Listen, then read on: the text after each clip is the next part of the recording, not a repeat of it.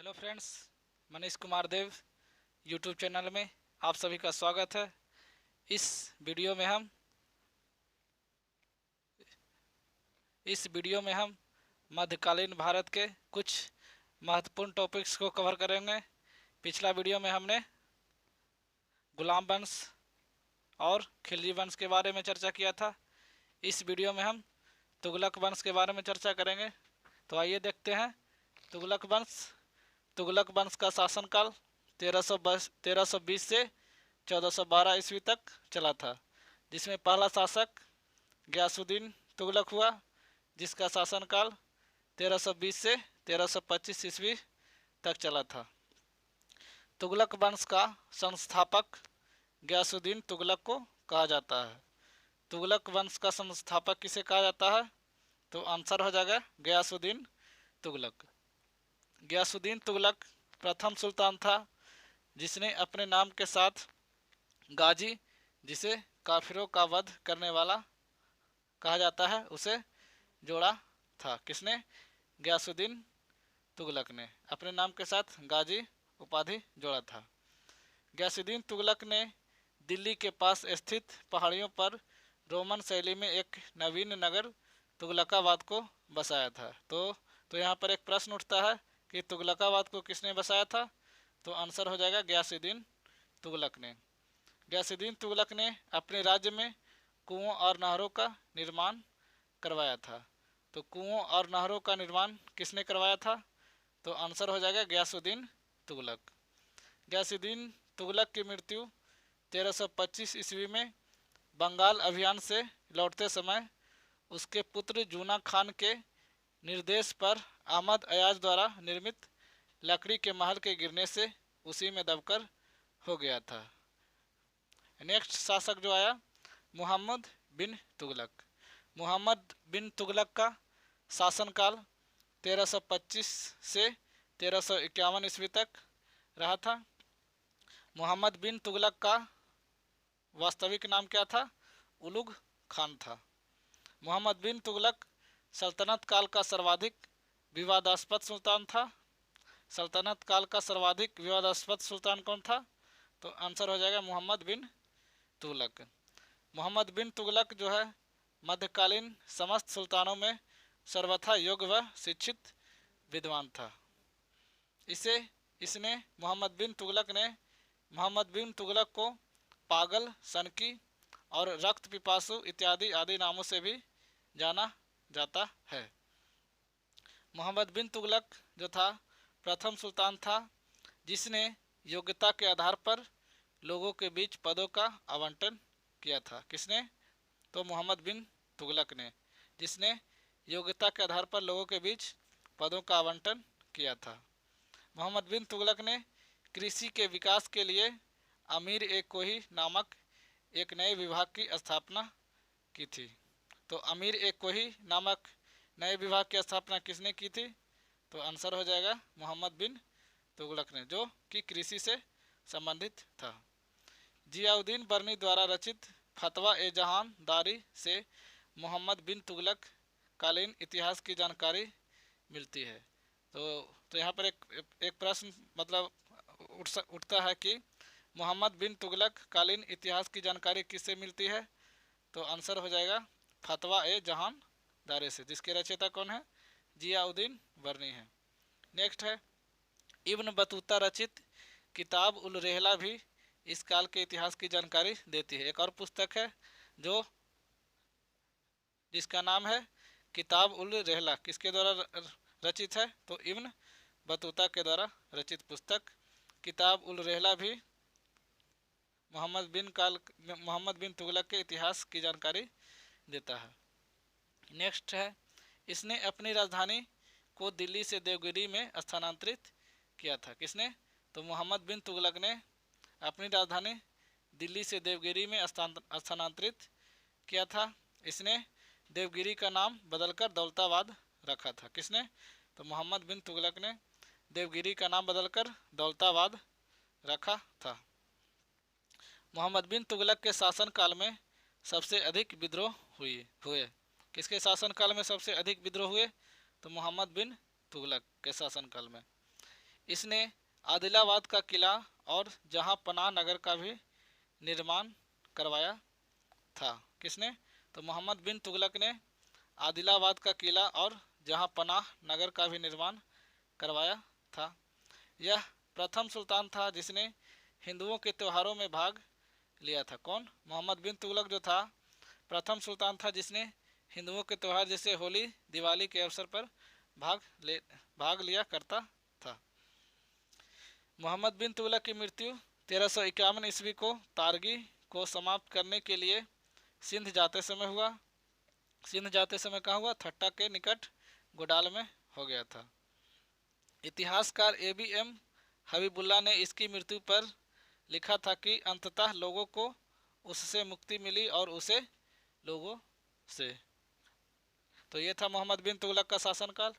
अब नेक्स्ट शासक जो आया है उसका नाम है फिरोज शाह तुगलक। फिरोज शाह तुगलक का शासनकाल 1351 से 1388 ईस्वी तक चला था। इसका प्रथम राज्याभिषेक थट्टा जो कि सिंध में पड़ता है के पास हुआ तथा दूसरा राज्याभिषेक कहाँ हुआ था? दिल्ली में हुआ था। फिरोज शाह तुगलक के शासनकाल की जानकारी फुतुहात ए फिरोज शाही से मिलती है। किसकी? तो फिरोज शाह तुगलक के काल की जानकारी किससे मिलती है?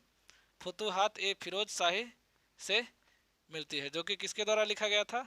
तो फिरोज शाह तुगलक के द्वारा ही लिखा गया था। यह प्रथम मुसलमान था जिसने ब्राह्मणों पर जजिया कर लगाया था। तो प्रथम मुसलमान कौन था जिसने ब्राह्मणों पर भी जजिया कर लगाया था? तो आंसर हो जाएगा फिरोज शाह तुगलक। अब और फिरोज शाह तुगलक के द्वारा सिंचाई कर भी लगाया गया था। सिंचाई कर किसके द्वारा लगाया गया था? तो आंसर हो जाएगा फिरोज शाह तुगलक के द्वारा। फिरोज शाह तुगलक ने दासों की देखभाल के लिए दीवान ए बंदगान नामक एक नए विभाग की स्थापना की थी।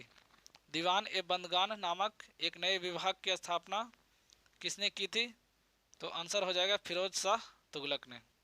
इसके द्वारा बसाए गए नगर थे फतेहाबाद, फिरोजपुर, जौनपुर, हिसार और फिरोजाबाद। ये जो थे प्रमुख नगर थे। फिरोज शाह तुगलक ने अपने शासनकाल में मेरठ और खिजराबाद टोपरा गांव से सम्राट अशोक के 2 स्तंभों को मंगवाकर दिल्ली में स्थापित करवाया था। किसने? तो फिरोज शाह तुगलक ने अपने शासनकाल में मेरठ और खिजराबाद से सम्राट अशोक के 2 स्तंभों को मंगवाकर दिल्ली में स्थापित करवाया था। इसने यानी फिरोज शाह तुगलक ने अनाथ मुस्लिम महिलाओं, विधवाओं और लड़कियों की मदद करने के लिए दीवान ए खैरात नामक विभाग की स्थापना की थी। किसने? तो फिरोज शाह तुगलक ने। इसने चांदी एवं तांबे के मिश्रण से बनाए गए सिक्के जारी करवाया था जिन्हें क्रमशः आधा और बीख कहा जाता था। किसने? तो फिरोज शाह तुगलक ने चांदी एवं तांबे के मिश्रण से बनाए गए सिक्के जारी करवाया था जिसे आधा और बीख कहा जाता था। फिरोज शाह तुगलक ने ज्वालामुखी मंदिर के पुस्तकालय से लूटे गए 1300 ग्रंथों में से कुछ को फारसी विद्वान अपाउद्दीन के द्वारा दलाप्ते फिरोजशाही नाम से अनुवाद करवाया था। किसने? तो फिरोज शाह तुगलक ने करवाया था। और इसने 1360 ईस्वी में जाजनगर उड़ीसा पर आक्रमण कर वहां के शासक भानुदेव तृतीय को हराकर पुरी के जगन्नाथ मंदिर को ध्वस्त किया था। किसने? तो फिरोज शाह तुगलक के द्वारा एक ज्वालामुखी मंदिर को तोड़ा गया था और दूसरा जगन्नाथ मंदिर को ध्वस्त किया गया था। नेक्स्ट था 1361 ईस्वी में ही नगरकोट पर आक्रमण कर वहां के शासक को पराजित कर ज्वालामुखी मंदिर को भी नष्ट भ्रष्ट कर दिया था। और 1361 ईस्वी में नगरकोट पर आक्रमण कर वहां के शासक पराजित कर ज्वालामुखी रिपीट हो गया। नेक्स्ट है इसने अपने सिक्के पर स्वयं को खलीफा अंकित करवाया था। किसने? तो फिरोज शाह तुगलक ने अपने सिक्के पर स्वयं को खलीफा अंकित करवाया था। फिरोज शाह तुगलक की मृत्यु 1388 ईस्वी में हो गई और इसके बाद जो शासक आया तुगलक शाह, जिसका शासनकाल 1388 से 89 ईस्वी मतलब मात्र 1 साल का रहा। तुगलक शाह जो था अत्यंत विलासी प्रवृत्ति का था। इसी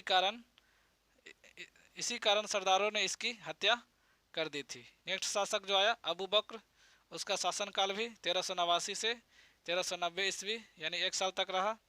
यह फिरोज शाह के पौत्र यानी पोता का बेटा था। कौन? अबू बकर। नेक्स्ट शासक नासिरुद्दीन मोहम्मद शाह आया, जिसका शासनकाल 1390 से 94 ईस्वी तक चला। और अंतिम जो आया उसका नाम जो है नासिरुद्दीन महमूद शाह, जिसका शासनकाल 1394 से 1412 ईस्वी तक चला था। किसका? तो नासिरुद्दीन महमूद शाह का। नासिरुद्दीन महमूद शाह जो था नासिरुद्दीन मोहम्मद शाह का छोटा पुत्र था। किसका? नासिरुद्दीन मोहम्मद शाह का छोटा पुत्र था। कौन? नासिरुद्दीन महमूद शाह। एक जो था नासिरुद्दीन मोहम्मद शाह और दूसरा था नासिरुद्दीन महमूद शाह। ये दोनों में थोड़ा कन्फ्यूजन है, इसलिए बढ़िया से देख लीजिएगा। अब आइए इसके बारे में जानते हैं। नासिरुद्दीन महमूद शाह तुगलक वंश का आखिरी शासक था, जिसका शासन क्षेत्र दिल्ली से मात्र पालम तक ही सीमित था। तो एग्जाम वगैरह में क्वेश्चन मतलब पूछता है कि तुगलक वंश का आखिरी शासक कौन था जिसका शासन क्षेत्र दिल्ली से पालम तक सीमित था? तो आंसर हो जाएगा नासिरुद्दीन महमूद शाह। नेक्स्ट है, इसके शासन काल में समरकंद के शासक तैमूर लंग ने दिल्ली पर आक्रमण करके तुगलक साम्राज्य को तहस नहस कर दिया था। किसने? तो तैमूर लंग ने। किसके शासन काल में?